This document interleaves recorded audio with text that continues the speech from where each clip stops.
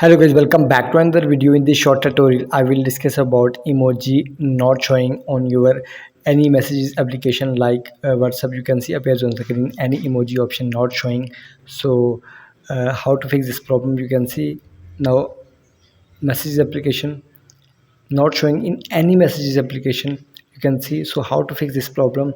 To simply open any messages application and now tap on long pens here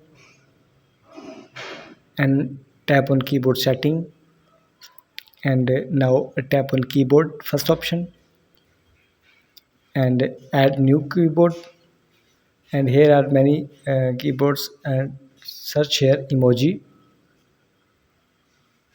and here tap on it, and your emoji added in your keyboard. Simply select here and you can see appears on screen emoji successfully in your WhatsApp application messages, and is added emoji in any message application. You can check it.